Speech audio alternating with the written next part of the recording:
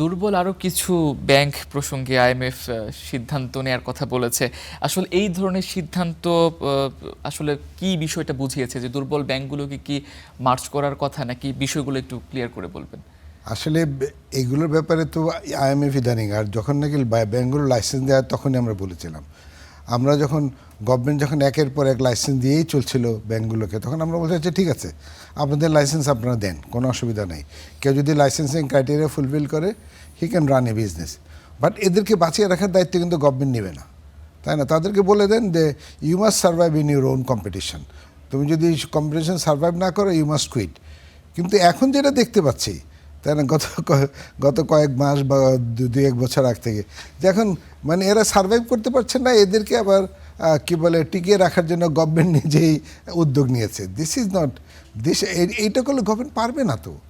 কারণ আমি সবসময় বলছিলাম, এই যে 5টা ব্যাংক মার্চ করেছে, আমি কিন্তু কী দরকার গভর্নমেন্টের টাকা দিয়ে আপনি প্রাইভেট সেক্টরের ব্যাঙ্কগুলোকে বেল আউট করবেন? গভর্নমেন্টের ব্যাঙ্কগুলোর অবস্থা কি ভালো নাকি? আপনি টাকা দেওয়ার দরকার হলে সেখানে দেন, বা আপনি অন্য কোনো কাজ করেন। তা আপনি সরকারি টাকা দিয়ে, সরকারি টাকা মানে আপনার ট্যাক্স পেয়ারের টাকা, তাই না? ট্যাক্স পেয়ারের টাকা দিয়ে আপনি প্রাইভেট সেক্টরের ব্যাঙ্কগুলোকে বেল আউট করবেন, এইটা কোনো একটা স্ট্র্যাটেজি হতে পারে না, তাই না? অ্যাটলিস্ট মার্কেট ইকোনমিতে, তাই না? আমরা এটা বরাবরই লক্ষ্য করে থাকি যে এই ব্যাংক খাতগুলোকে বা ব্যাংক কোনো যখনই দুর্বল হয়ে পড়ে, তখনই লিকুইডিটি সাপোর্ট থেকে শুরু করে সব ধরনের টিকিয়ে রাখার জন্য সাপোর্ট কেন্দ্রীয় ব্যাংক থেকে সরকার দিয়ে থাকে। আসলে কেন এটার প্রয়োজনীয়তা আছে, এবং এরকম কোনো নজির আমাদের প্রতিবেশী দেশগুলোতে আছে কিনা? আমাদের প্রতিবেশী দেশগুলোতে নাই এরকম। আমরা ইউনিক এগুলো। কারণ একটা ব্যাংক যদি তার ক্যাপিটাল শর্টফল থাকে, তার ক্যাপিটাল শর্টফল থাকলে বিদেশি ব্যাংকগুলো তার সাথে ট্রানজ্যাকশন করবে না, তার এলসি অ্যাকসেপ্ট করবে না। তার যদি লিকুইডিটি শর্টফল থাকে, তাহলে আপনার উন্নত বিশ্বে বা আপনার বৈশ্বিক অবস্থায় আমরা কোনো প্লেস পাবো না, বা অন্যরা কেউ আমাদের সাথে ব্যাংকিং করতে রাজি হবে না। তো এই সমস্ত কারণেই তখন সরকার নিজেদের উদ্যোগ নিয়ে, নিজেদের উদ্যোগই বলে আছে ঠিক আছে আমি একটু সাপোর্ট করি। আমি সেই জন্য আমরা বলেছিলাম, যখনই আপনি একটা ব্যাংকের লাইসেন্স দিবেন, দেওয়ার সময় তার কাছ থেকে একটা কমিটমেন্ট তাকে বলে দেওয়া হবে যে ভাই তোমাকে লাইসেন্স দিলাম because you have fulfil the licensing criteria, কিন্তু তোমার বাঁচিয়ে রাখার দায়িত্ব কিন্তু আমার না, তাই না? If you do not survive you must quit. আমেরিকাতে যেটা হয়, আপনি সব উন্নত দেশের কথা বলতে, সব উন্নত দেশে একই নিয়ম। কোনো দেশের কোনো প্রাইভেট ব্যাংক বাঁচায় রাখার দায়িত্ব সরকারের না বা সেন্ট্রাল ব্যাংকের না। তারা লাইসেন্স দেওয়ার অধিকার তাদের। তারা লাইসেন্সিং ক্রাইটেরিয়া ফুলফিল করলে আপনাকে লাইসেন্স দেবেন, but if you do not survive you must quit.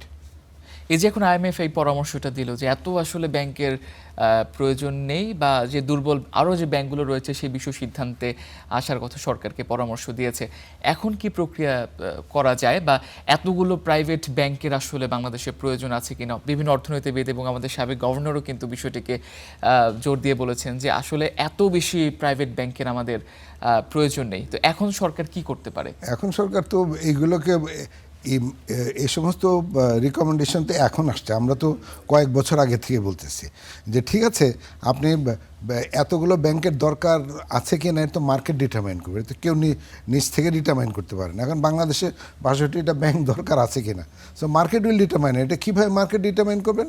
যে আরও 100টা ব্যাংকের যদি লাইসেন্স দিতে হয় দেন, কোনো অসুবিধা নাই, কিন্তু তাকে বলে দেন যে তুমি মার্কেটে তোমার মতো করে সার্ভাইভ করো। তুমি যদি সার্ভাইভ না করো, তোমার যদি ক্যাপিটাল শর্টফল থাকে, তোমার যদি লিকুইডিটি শর্টফল থাকে, তোমার যদি প্রফিট করতে না পারে, ইউ মাস্ট কুইট।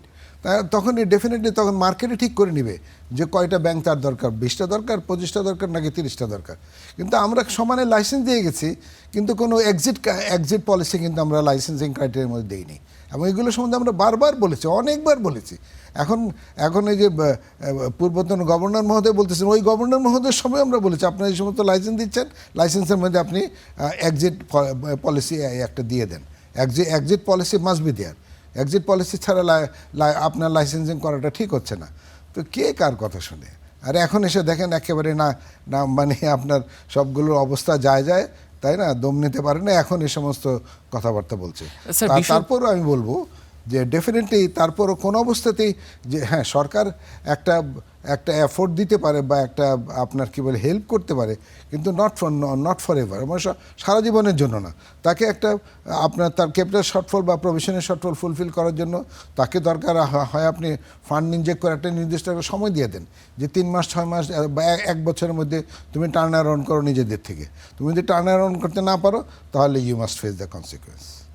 বিষয়টা কি এমন যে যখন কোনো ব্যাংক একদম দুর্বল অবস্থায় চলে যাচ্ছে, প্রাইভেট ব্যাংক, তখন তো গ্রাহকের অর্থটা তাদের ফেরত দিয়ে বিজনেসটাকে তাদের ক্লোজ করা লাগবে।